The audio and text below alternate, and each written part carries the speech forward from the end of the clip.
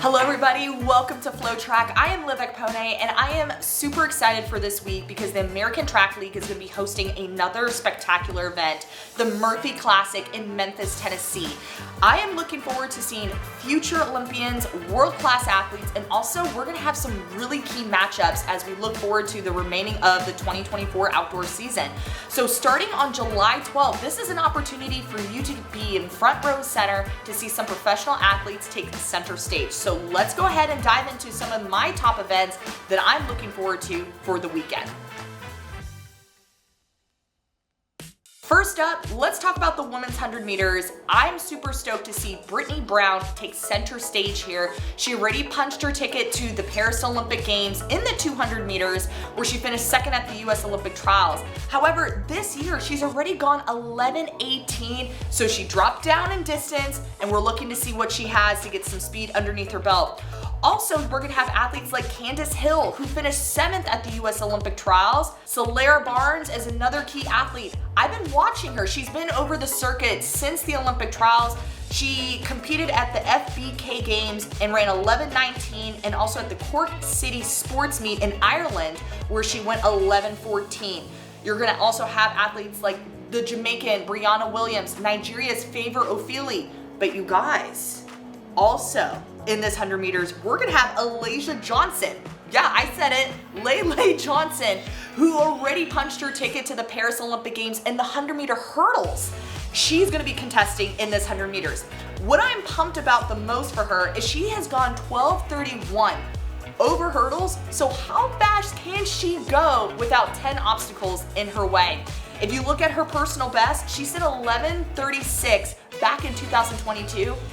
So you already know, I think she can run a little bit faster than that, and with some great competition like Brittany Brown, Solara Barnes, you're just gonna have a lot of great athletes to just toe the line with, and I can see Olivia Johnson putting out something fast. Up next, I wanna talk about the men's 100 meters, just gonna be as equally as fantastic as the women's 100. The biggest question I have is, can we see a sub 10 second performance here? We're gonna have athletes who've already gone under 10 seconds this year. You're gonna have Brandon Hicklin, who is the 13th fastest man in the world this year, where he went 9:94. Then you also have Jamaican's Brian Level, who finished 4th at his Jamaican trials and has gone 9:98. Now you also have athletes like PJ Austin and Eloy Benitez, who are right on that bubble. They've gone 10:02 and 10:04. Now it wouldn't be a race without having the 2012 Olympic silver medalist Johan Blake in the field. And also you have athletes like Matthew Bowling and Joseph Lyles,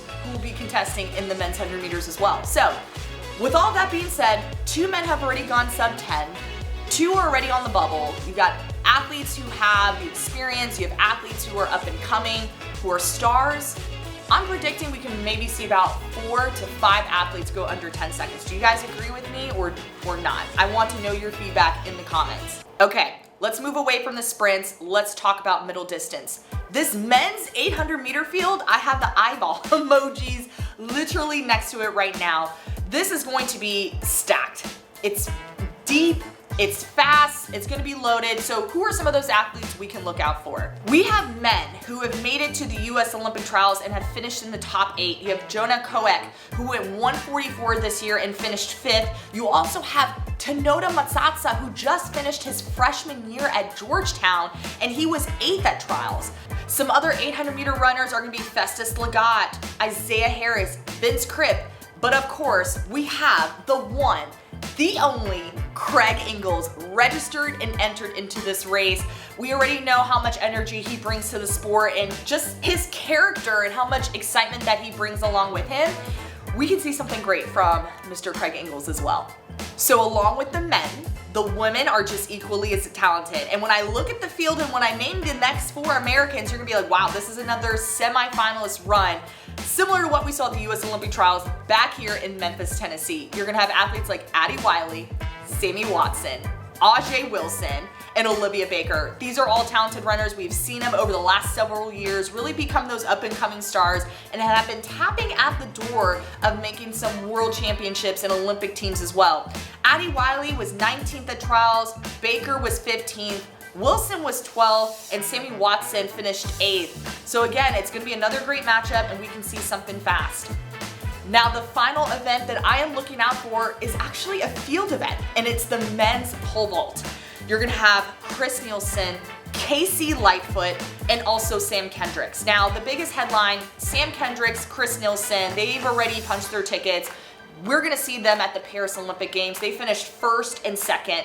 Now, Casey Lightfoot was one of those athletes that we were really looking forward to seeing if he could make that team. And he actually wasn't able to clear higher than 5.5 meters at the US trials, so unfortunately he was not able to make it. So I can see him trying to redeem himself, get back on that horse, and be able to just finish out the 2024 season on a very, very high note. Casey Lightfoot is the 7th best pole vaulter in the world this year. He cleared 5.92 meters. Chris Nielsen has cleared 6 meters, which is ranked number 2 in the world. And then you also have Sam Kendricks, who's the 4th best performer this year with a 5.95 clearance. Now, I'm also going to mention Keaton Daniels as well. He just finished his senior year at the University of Kentucky, also the NCAA champion, and he finished 4th at the US Olympic trials. So here we have the top, the 1st, the 2nd performer, 4th, and then also Casey Lightfoot will be in the mix as well. So once again, these are my top events that I'm looking forward to for the American Track League Murphey Classic taking place in Memphis, Tennessee. You can watch all these athletes July 12th, which is Friday. I'm super pumped. I wish I had popcorn next to me because you know I'll be munching on that. So what events are you looking forward to? Which athletes are you looking forward to? You can stay tuned and get all the details later this week.